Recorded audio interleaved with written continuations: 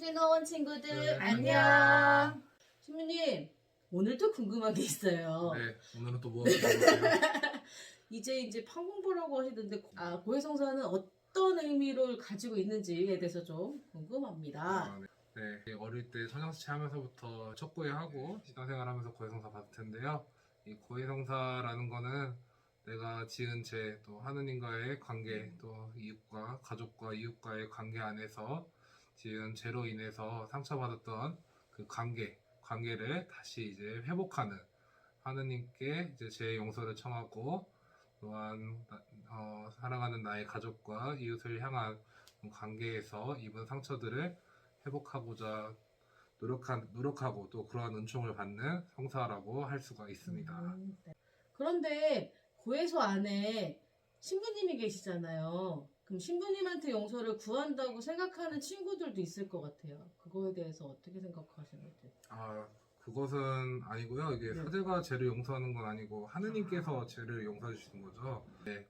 고해사 안에서 물론 시부님이 이제 그런 고해 내용을 듣고 또 고해 받으시는 분들한테 사제경을 또 외워드리지만은, 네, 시부님이 죄를 용서하는 건 아닙니다. 오히려 이제 그 죄를 용서하시는 분은 바로 성부, 성자, 성령 하느님께서 이제 고해자에게 그 죄를 용서해 주시고, 또 성령으로 말미암아서 더 나은 은총의 삶, 하느님과의 관계를 회복하고 가족과 이웃을 사랑하는 삶의 모습으로 나아갈 수 있도록 죄를 용서해 주시고, 또 그렇게 할 수 있는 더 사랑할 수 있는 은총을 주시는 것이고요.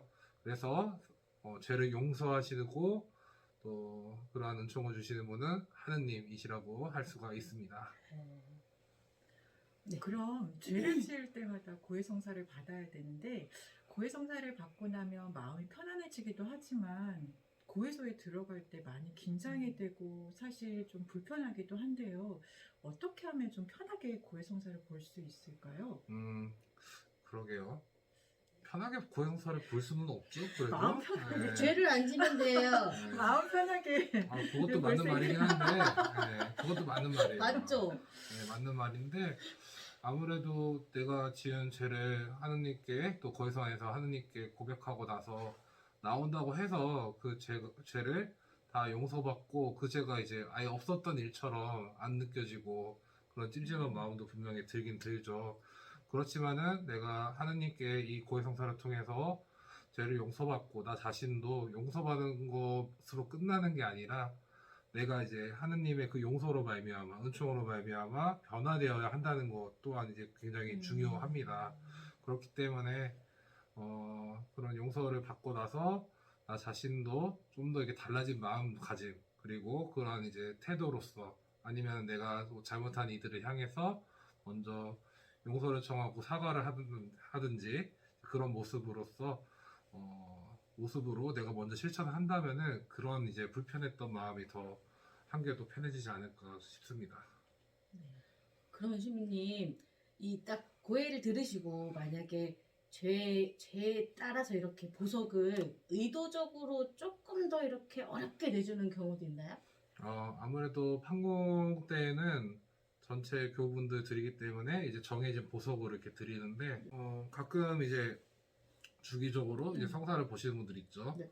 이제 그런 목소리 들으면 대략 좀 알긴 아는데, 아무래도 이 보석이라는 것은 그런 죄 용서를 받고 당신의 죄 용서에 대한 보답을 합니다. 갚음의 행위로서 이걸 합니다. 라는 부분이기 때문에 주로 이제 기도와 선행 실천, 이제 뭐 가끔은 수도의 시부님들이 좀 어렵게 주시기도 하죠. 성경을 읽고 묵상을 이렇게 하라고 하시거나, 이제 아니면은 십자가의 길기도 이제 한 두세 번씩 바치라고 이렇게 하시는 경우도 있는데요. 뭐 제 용서를 받아서 하나님께 감사드리는데 그 정도 보석이야 당연히 할 수 있는 거 아닐까 싶습니다. 예, 신부님께서도 말씀하셨지만 목소리를 그래도 신부님께서 아는 경우에는 저희가 고해성사하기가 불편할 수 있는데, 그런 경우에는 다른 성당에 가서 고해성사를 봐도 되나요?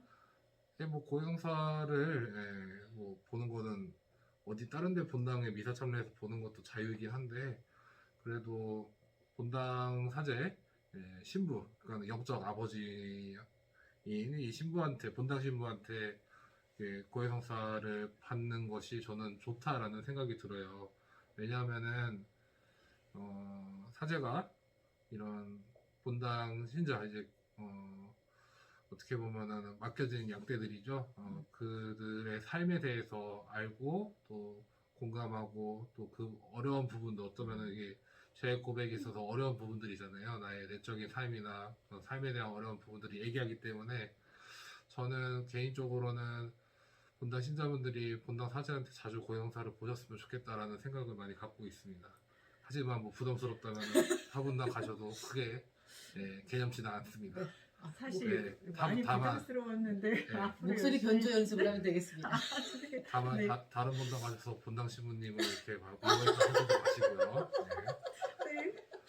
네, 그럼 평상시에 고해가 있고 지금 이제 또 저희 대림식이고 해서 판공 성사가 또 얘기가 나오는데 두 개의 차이점은 어떤 걸까요? 네, 평상시에 고해성사는 말 그대로 그냥 고해성사 이제 내가 이제 하느님께 죄를 고백하고 이제 그런 이제 은총을 구하고 싶을 때 이렇게 주기적으로 이렇게 잘 이렇게 하는 거고 판공은 의무적으로 이제 하는 성사라고 할 수가 있어요.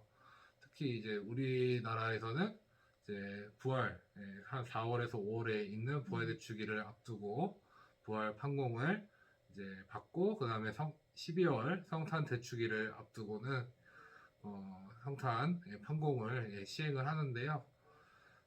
그런 부분에 있어서 의무적인 것과 이제 그 자기가 원하는 시간에 이제 받는 것 이제 그것의 이제 차이라고도 할 수 있습니다. 네. 저 같은 경우에는 집안에 행사가 있다거나 아니면 누가 편찮으셔서 방문안을 가서 피치 못하게 주일미사를 못 드리는 경우가 있을 수 있는데 그럼 주일미사를 빠질 때마다 고해성사를 해야 하나요? 네, 고해성사를 해야 되는 부분도 있지만은 해야 되긴 해야 됩니다. 해야 되는데 근데 이제 주일미사에 참여하지 못할 경우에는 이제 우리 교회 안에서는 주일미사 대신에 할 수 있는 대송이라는 게 있죠.